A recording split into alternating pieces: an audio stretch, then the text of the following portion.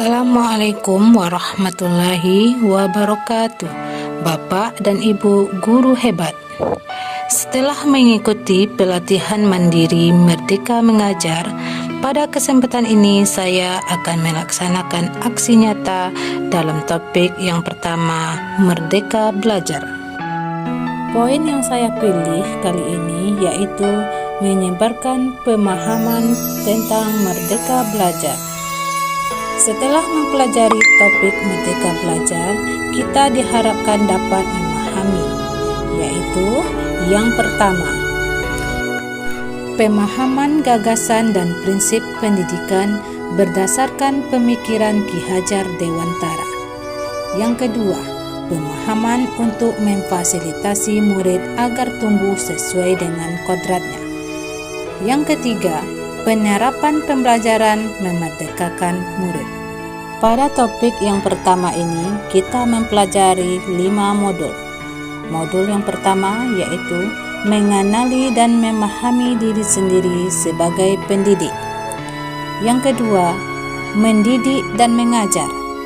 Modul yang ketiga, mendampingi murid dengan utuh dan menyeluruh.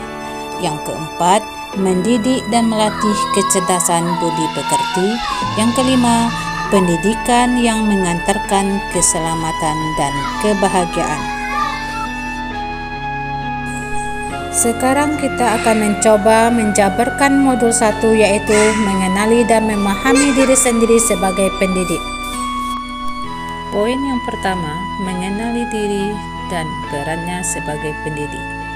Sebagai pendidik, kita diminta agar bisa merefleksikan diri kita, baik kekuatan maupun kelemahan diri kita.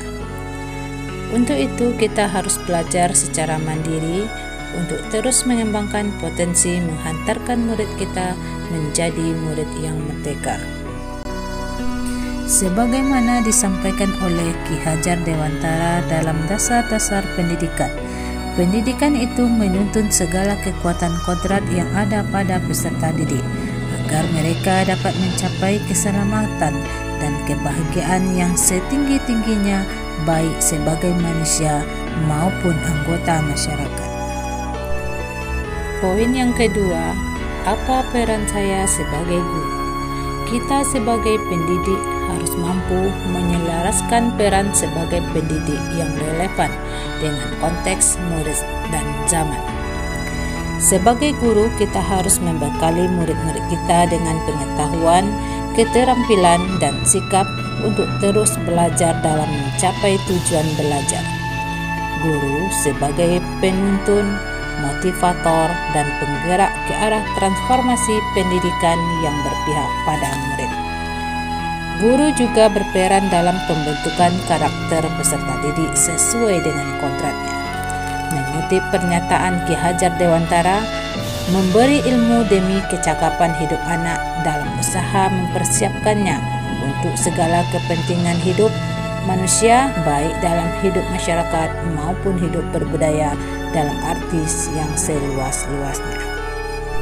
Poin yang ketiga, menjadi guru seperti apa saya?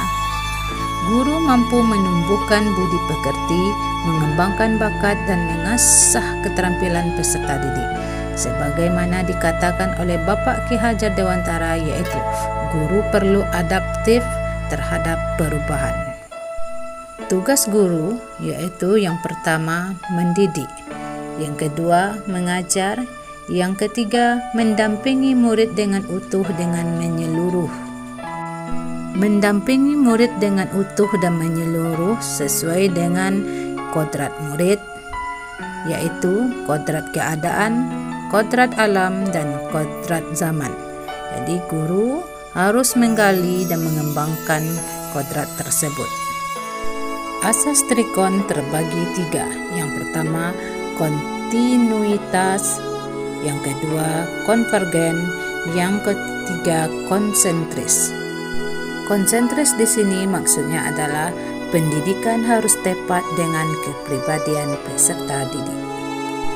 Mendidik dan melatih kecerdasan dan budi pekerti terbagi 2. Yang pertama, budi pekerti Yang kedua, konsep konvergensi.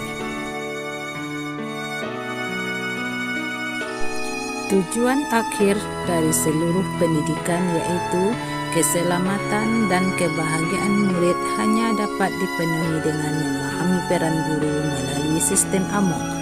Murid generasi natif digital hidup di era kemajuan yang mengharuskan guru menjadi pendidik yang adaptif, inovatif, reflektif, kolaboratif, dan berpihak pada murid. Demikianlah pemaparan aksi nyata Merdeka Belajar dari saya. Salah dan mohon maaf. Assalamualaikum warahmatullahi wabarakatuh.